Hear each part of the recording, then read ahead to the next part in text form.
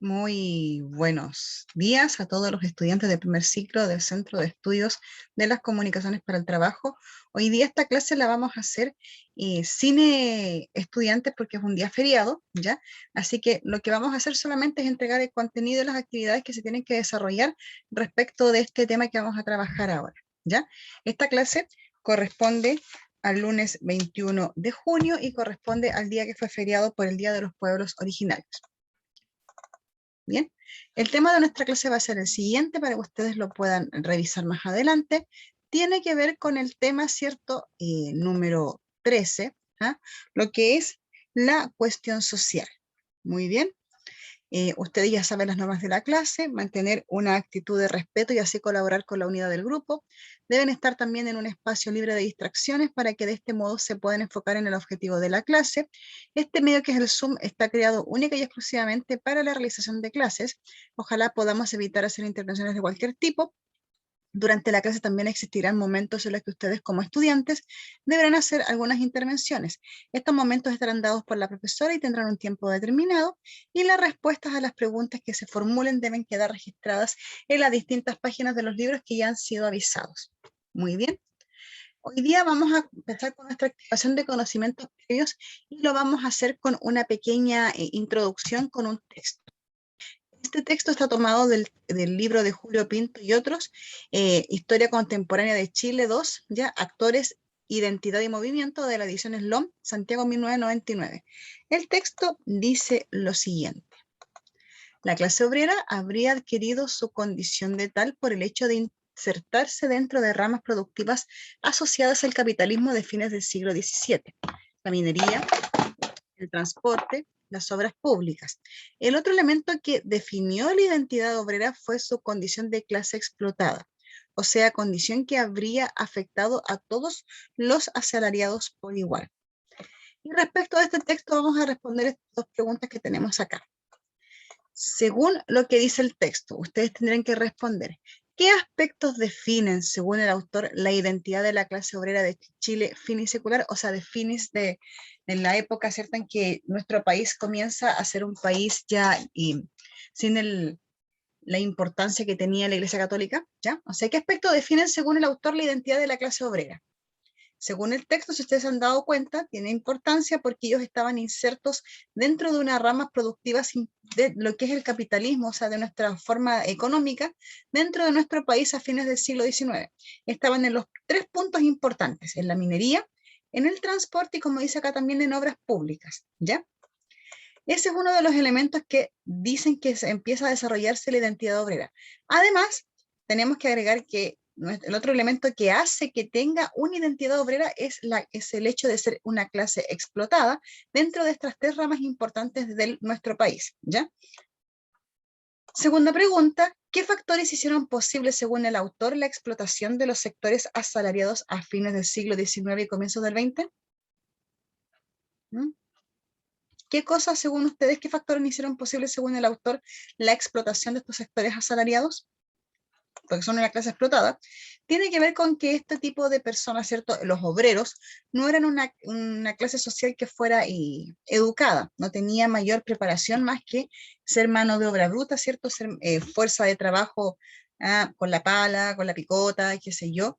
No eran burritos de carga, como si se pudiese decir vulgarmente, ¿ya? La clase obrera en aquel entonces era una clase que se mantenía, ¿cierto?, bajo lo que es el yugo y bajo lo que es el manto de esta gran clase asalariada de los dueños de las mineras, de los dueños del transporte, ¿cierto?, que los hacían trabajar sin, uno, darle las condiciones de trabajo, y lo segundo es sin pagarle lo que correspondía a su trabajo. Muy bien. Luego de este pequeño análisis, vemos el objetivo de la clase, son tres: establecer relaciones en las condiciones de vida de cada una de las clases sociales de la época, la élite oligárquica, los sectores medios y los sectores populares. También identificar la posición del Estado frente a la cuestión social y reconocer causas, características y consecuencias políticas, económicas y sociales dentro de este proceso de la cuestión social. ¿Ya? ¿Qué haremos hoy? Aquí tenemos un texto que estamos revisando, el módulo 2, siglo XIX y XX, el libro con tapa más café, la unidad 2, la cuestión social, que aparece en las páginas 62 a la 80. Estas páginas son las que vamos a revisar en esta clase. Nuestro nuevo conocimiento son dos, que es el tema de la cuestión social, además de la organización de los trabajadores. Pasemos entonces a explicar el contenido. ¿A qué nos referimos con cuestión social en Chile? Esta es una parte introductoria que tal vez no aparece en el texto, pero nos va a ayudar a entender este proceso que estamos revisando ahora en clase. A principios del siglo XX, las pésimas condiciones de vida de los sectores populares, la absoluta falta de regulación laboral y los graves problemas que enfrentaban estas clases populares, los llevaron a oponerse a este problema y buscaban cambios. Esta realidad no era reconocida por la clase dirigente, ya que menospreciaba, ¿cierto?, este problema, esta dificultad que estaba viviendo la clase trabajadora. ¿Ya? Ahora, ¿cómo vamos a definir la cuestión social? La cuestión social es la creciente brecha material y cultural que separaba a ricos de pobres con sus secuelas y problemas sociales. ¿Ya? Eso se llama cuestión social, a esta diferencia, a este gran problema que tenían tantos los sectores más populares que no llegaban de ninguna manera a poder obtener o a poder tener un nivel de vida tal como el que tenían las clases más acomodadas en nuestro país. Era casi imposible, ¿ya? ¿Cuál fue la actitud que tuvo el Estado chileno frente a este problema de la cuestión social? Para empezar, tenemos que decir que aparece esta explicación de la página 63 y podemos mencionar de que el Estado se encontró poco involucrado dentro de este problema, ya que era un problema que se desarrollaba entre privados, o sea, entre una empresa, un dueño de una empresa, ¿cierto? El empleador y el trabajador. El Estado ahí no se involucraba, ¿ya? Por lo consiguiente, hubo una fuerte represión frente a las huelgas que desarrollaban estos obreros frente a sus problemáticas dentro de su condición de vida, ¿ya? Y también dentro de su condición de trabajo. Por lo consiguiente, luego de estas huelgas, de estos procesos donde se manifestaban los obreros, se desarrollaron en un tiempo posterior promulgación de leyes en favor de qué, de los trabajadores, para que no vivan la explotación que estaban en aquel entonces en sus fuentes laborales. ¿Ya? ¿Cómo se organizaron los trabajadores? Esto aparece en su libro en la página 66 y 69. ¿Ya?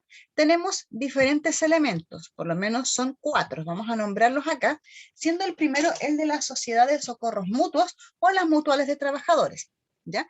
Esto fue impulsado por artesanos y trabajadores urbanos, los cuales privilegiaban la solidaridad y la ayuda para mejorar las condiciones de vida de los trabajadores. Esto estaba cercano más que nada a lo que era la influencia del Partido Demócrata. También tenemos las mancomunales, que son organizaciones territoriales que agrupaban a varias sociedades mutuales u organizaciones gremiales, ya sea el gremio de los carniceros, de los zapateros, en fin. De este hecho sale lo que se conoció después con el tiempo al mutualismo, ¿ya? Que tenían una postura reivindicativa y un poco más confrontacional, ¿ya? Buscaban un poco más de demostrar, ¿cierto?, sus inquietudes o sus necesidades, perdón, a partir de algo más confrontacional como son las huelgas, pancartas, carteles, etc. También tenemos las sociedades de resistencia, que aparecen a fines del siglo XIX y que se distinguen por su carácter más ideológico, donde este grupo, ¿cierto?, tenía enfrentamientos con los sectores patronales, o sea, con los dueños de las empresas, con los dueños de las fábricas, ¿cierto?, con el jefe. Lo pudiésemos decir de esa forma, ¿ya? Lo cual era influenciado bastante por lo que es el tema del anarquismo. ¿Qué es el anarquismo? Es un rechazo a las organizaciones impuestas a las personas, ya sea el Estado, la Iglesia o las Fuerzas Armadas, y buscan establecer una sociedad sin clases a través de la acción directa, ¿ya? Huelgas, mitines, en fin. Se plantea también la utilización de medios como las huelgas, los sabotajes, los boicots o la ocupación de lugares de trabajo para el logro de lo que ellos denominaban reivindicaciones laborales. A eso vamos a llamar anarquismo, como para entender el concepto en su justa medida. ¿Ya? Y las sociedades de resistencia pretendían organizar a los trabajadores en confederaciones gremiales o tal vez en confederaciones regionales. ¿Ya? También tenemos la Federación Obrera de Chile, que se denomina FOCH, que se funda el 18 de septiembre de 1909 con un carácter más bien mutualista. Luego pasa a llamarse, ¿cierto?, Federación Sindical, que donde confluyen variados sectores de nuestro país, ¿ya? Donde ellos reciben influencia, ¿cierto?, de lo que fue la Revolución Rusa para poder revitalizar esta idea del socialismo dentro de esta Federación Obrera de Chile, ¿ya? ¿Quién fue el promotor del socialismo? Luis Emilio Recabarre, ¿ya? El cual fue también un precursor y fundador de lo que se denominó el Partido Obrero Socialista, el POS, que luego pasa a ser lo que conocemos hoy en día como el Partido Comunista, ¿ya? El cual fallece el 19 de diciembre de 1924 a los 48 años de edad. Ahora, ¿cómo fue el despertar de los trabajadores? ¿Cómo se desarrollaron estas manifestaciones más importantes? ¿Ya?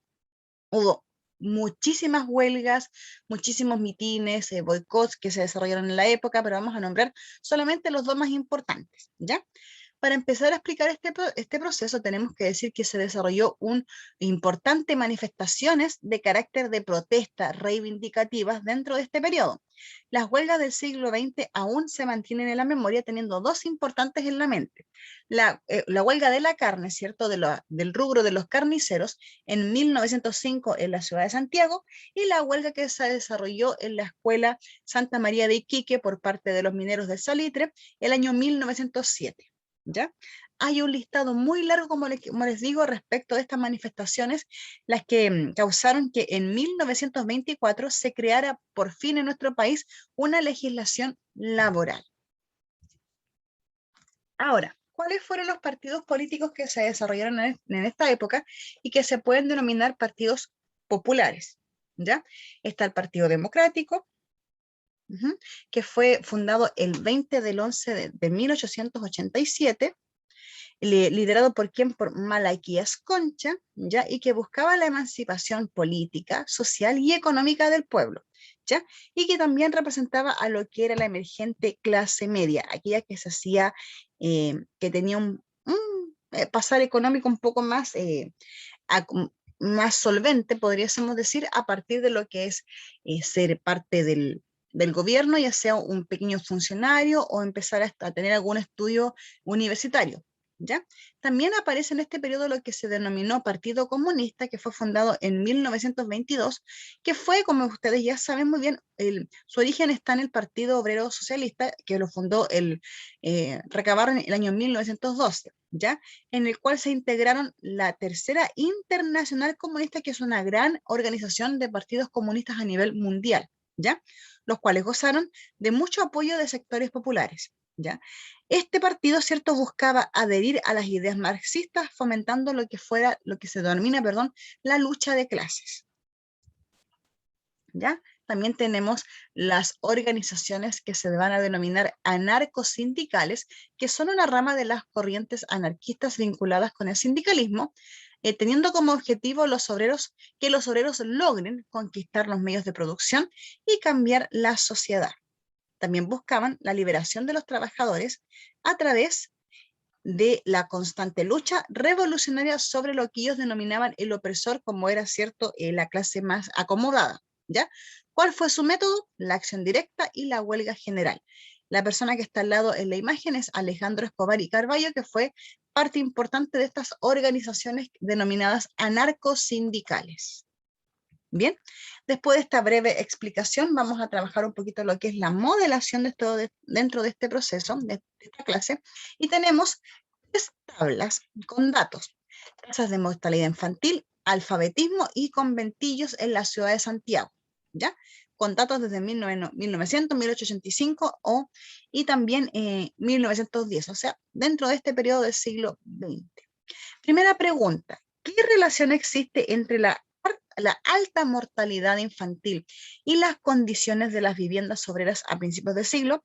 La respuesta es bastante clara. Los conventillos, los CITES eran grandes casonas que eran subdivididas, ¿cierto? Para poder arrendar cada uno de de las habitaciones como si fuese una pequeña vivienda donde vivían 5, 6, 8, 10 personas hacinadas en un solo lugar, no teniendo las condiciones de higiene mínimas, ni agua potable, ni alcantarillado. Por lo consiguiente, la alimentación también se suma a este proceso, ya que las personas en aquel entonces no tenían una gran gama de alimentos para poder consumir. Por lo tanto, tanto las mamás como los niños, cuando son recién nacidos, tenían muy bajo desarrollo, muy bajo peso, no comían. Consiguiente, en aquel entonces la tasa de mortalidad era bastante en comparación con la que pudiésemos encontrar ahora en el siglo XXI en nuestro país. ¿Ya? Influyen en este caso entonces para esta alta tasa de mortalidad infantil, vivir hacinados, no tener los insumos básicos, la mala alimentación y más aún también el desconocimiento que tenían las mamás respecto de los cuidados que debían tener los bebés luego del nacimiento. Como segunda pregunta, ¿de qué servicios carecía la mayor parte de la población a fines del siglo XIX? Ya lo estamos comentando, carecían de agua potable, de un alcantarillado, luz eléctrica, espacios para poder vivir, ¿cierto? Que no estuvieran todos viviendo en una sola habitación, muy pequeña por lo demás, sino que tuvieran un lugar adecuado para vivir. No carecían también de una alimentación adecuada, etcétera. Y a partir de los datos que estamos viendo, ¿qué puedes concluir acerca de la situación de los sectores populares en esta época? La idea es que ustedes como estudiantes puedan observar los gráficos y ya respondidas las dos primeras preguntas se puedan dar una opinión respecto de ustedes, cómo pueden creer, cómo pudiesen decir cómo era la calidad de vida o la situación de vida, ¿cierto?, de estos sectores populares. Por lo que vemos muy a simple vista era bastante mal. Me gustaría que especificaran por qué.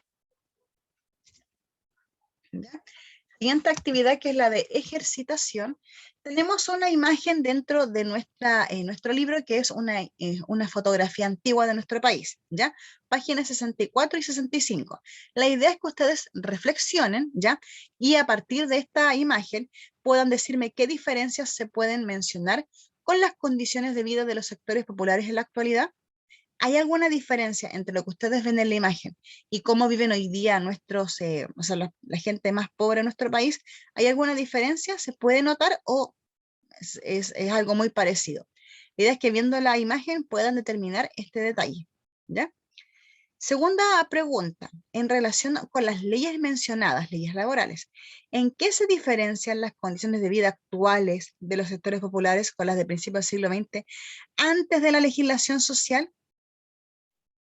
¿Hay alguna diferencia entre las leyes sociales que habían en aquel entonces y las que hay hoy? Por ejemplo, dentro de la pandemia, ustedes tienen que decir cuál es la diferencia. Si que hay diferencias o no. Ustedes tienen que determinarlo. Y la tercera pregunta, ¿cree que es posible aplicar el concepto de cuestión social hoy en día? Y si ustedes creen que sí, pueden fundamentar por qué. Y si no, también explicar por qué creen que este concepto de cuestión social no se debe aplicar en nuestro país hoy en día. ¿Ya? Va a depender de ustedes porque la pregunta es más que nada orientada hacia la opinión. ¿Ya? Y cada opinión es válida, ya si está fundamentada. Aplicación. Apliquemos lo aprendido. En la actividad Manos a la obra de la página 73 y 74, la idea es poder leer este texto. Dice, movimiento obrero y obrerismo ilustrado.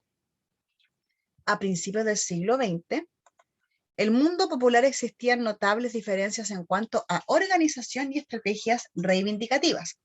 Los trabajadores urbanos organizados siempre se esforzaron por demostrar la racionalidad de sus demandas y movilizaciones, advirtiendo tácitamente que la violencia provenía de otros sectores populares con los que no se identificaban y sobre quienes proyectaron una imagen que no fue muy distinta a la que tenía la élite.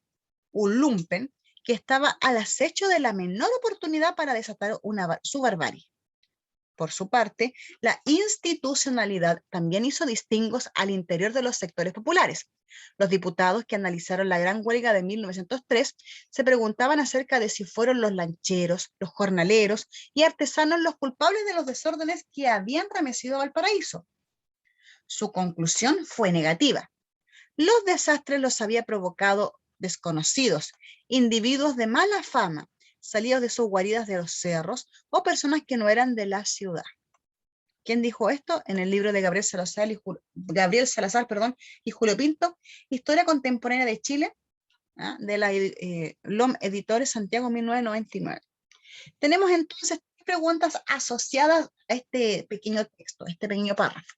Primera pregunta, según estos autores, ¿quiénes hacen parte del movimiento obrero? ¿Quiénes no? ¿Quiénes son parte del movimiento obrero? Por lo consiguiente, son los trabajadores aquí, que dice que son los trabajadores urbanos, que son parte importante de este movimiento obrero porque son ellos los que tenían las malas condiciones de vida. ¿Y quiénes no participaban de este movimiento obrero? ¿Ya? Aquí se les denomina como lumpen, ¿ya? O sea, personas que podían vivir en condición de calle, personas que vivían de vagabundos, que no tenían un oficio fijo, personas que buscaban una vida, tal vez, pudiésemos decirlo hoy en día, un poco más cómoda, más libre, más anárquica, ¿ya?